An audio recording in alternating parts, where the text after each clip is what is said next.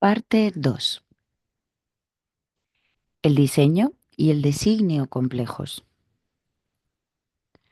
La ciencia del hombre no tiene fundamento alguno que enraíce el fenómeno humano en el universo natural, ni método apto para aprender la extrema complejidad que lo distingue de todo otro fenómeno natural conocido.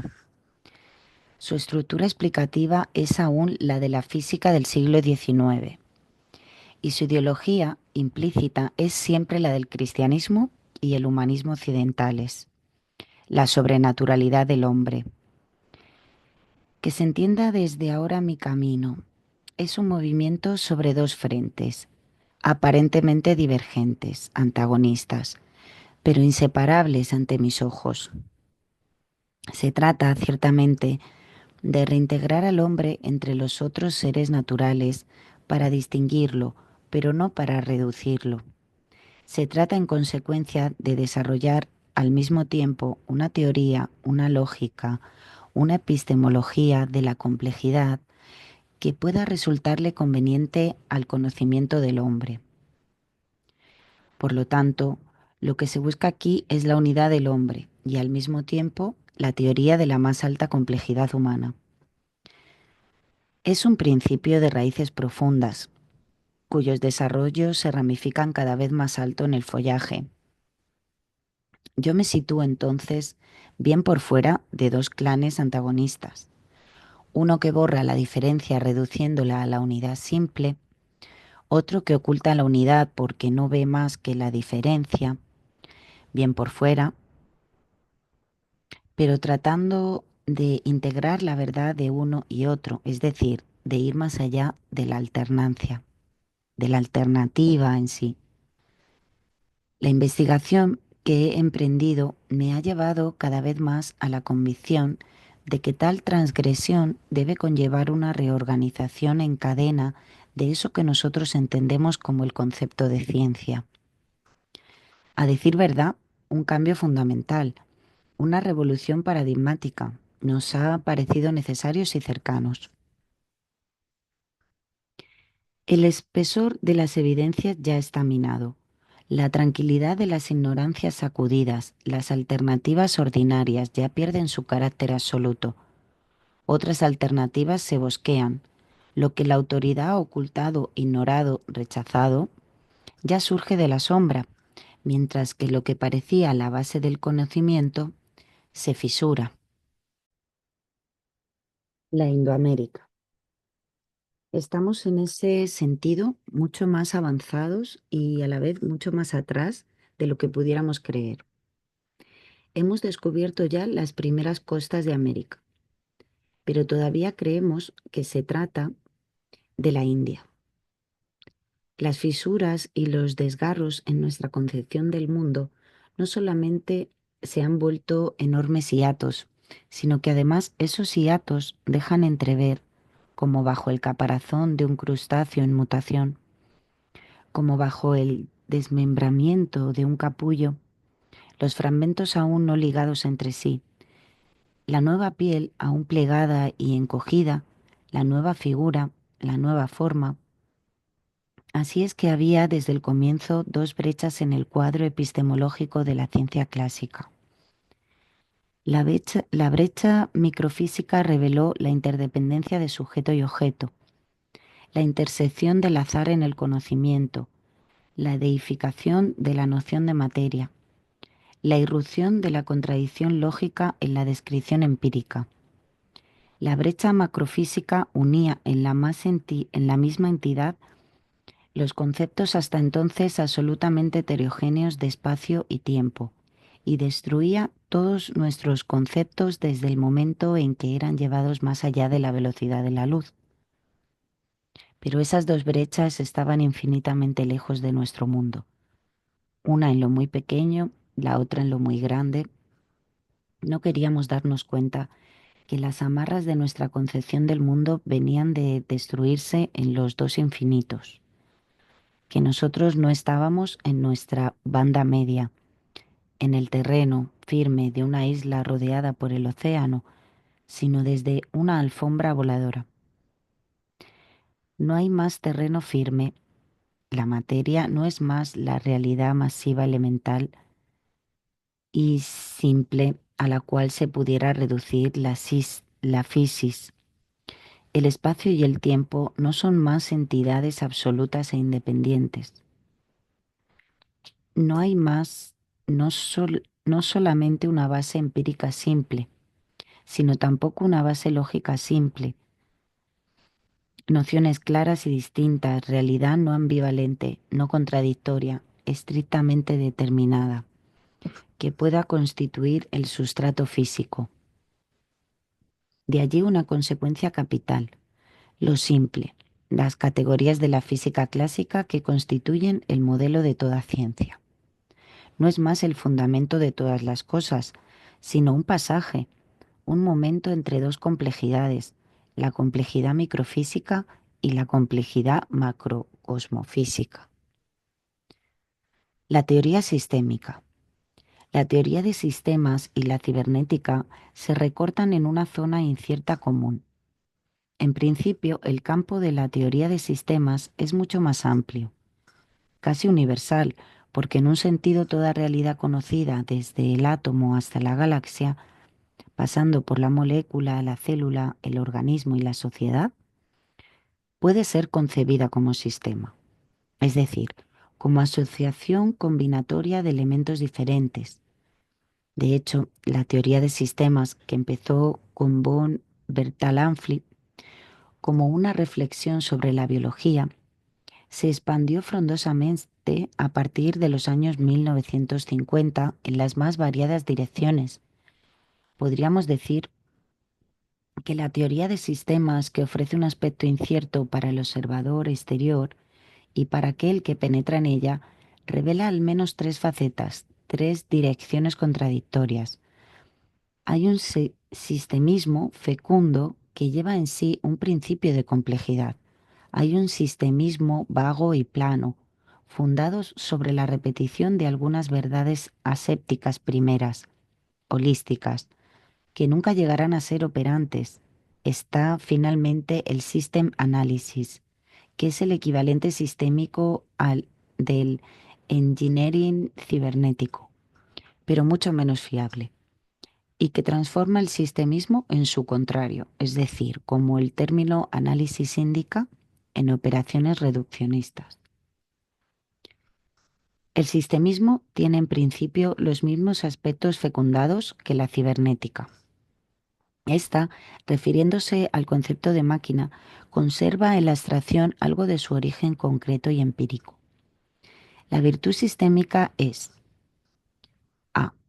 Haber puesto en el centro de la teoría, con la noción de sistemas, no una unidad elemental discreta, sino una unidad compleja, un todo, que no se reduce a la suma de sus partes constitutivas. B. Haber concebido la noción de sistema, no como una noción real, sino como una noción puramente formal, sino como una noción ni como una noción puramente formal, sino como una noción ambigua o fantasma. C.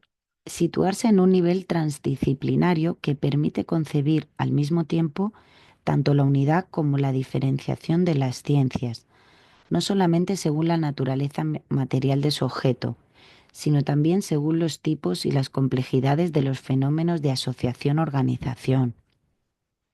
En este último sentido, el campo de la teoría de sistemas es no solamente más amplio que el de la cibernética, sino de una amplitud que se extiende a todo lo cognoscible. El sistema abierto. La de sistema abierto es originalmente una noción termodinámica, cuyo carácter primario era el de permitir circunscribir de manera negativa el campo de aplicación del segundo principio, que requiere la noción de sistema cerrado, es decir, que no dispone de una fuente energética material exterior a sí mismo, Tal definición no hubiera ofrecido interés alguno si no fuera que se podía a partir de allí considerar un cierto número de sistemas físicos: la llama de una vela, el remolino de un río alrededor del pilar de un puente, y sobre todo a los sistemas vivientes como sistemas ya cuya existencia y estructura dependen de una alimentación exterior. Y en el caso de los sistemas vivientes, no solamente material energética, sino también organizacional, informacional. Esto significa que se constituyó un puente entre la termodinámica y la ciencia de lo viviente. B. Que una idea nueva se ha desarrollado que se opone a las nociones físicas de equilibrio-desequilibrio y que está más allá de una y otra, conteniéndolas en un sentido. Un sistema cerrado, como una piedra, una mesa, está en un estado de equilibrio. Es decir, que los intercambios de materia y energía con el exterior son nulos. Por el contrario, la constancia de la llama de una vela, la constancia del medio interno de una célula o de un organismo, no están ligados en modo alguno a un equilibrio semejante. Hay, por el contrario, desequilibrio en el flujo energético que los alimenta, y sin ese flujo habría un desorden organizacional que conllevaría una decadencia rápida. En primer lugar, el desequilibrio nutricional permite al sistema mantenerse en aparente equilibrio, es decir, en estado de estabilidad y de continuidad, y ese equilibrio aparente no puede más que degradarse si queda librado a sí mismo, es decir, si hay clausura del sistema. Una vez asegurado ese estado constante y por lo tanto frágil, tiene algo de paradójico. Las estructuras se mantienen mientras los constituyentes cambian. Y así es que tenemos no solamente el remolino o la llama de la vela, sino a nuestros organismos, donde nuestras moléculas y nuestras células se renuevan, mientras que el conjunto permanece aparentemente estable y estacionario. En un sentido, el sistema debe cerrarse al mundo exterior a fin de mantener sus estructuras y su medio interno, que si no, se desintegrarían. Pero en su apertura lo que permite su clausura, pero es su apertura lo que permite su clausura.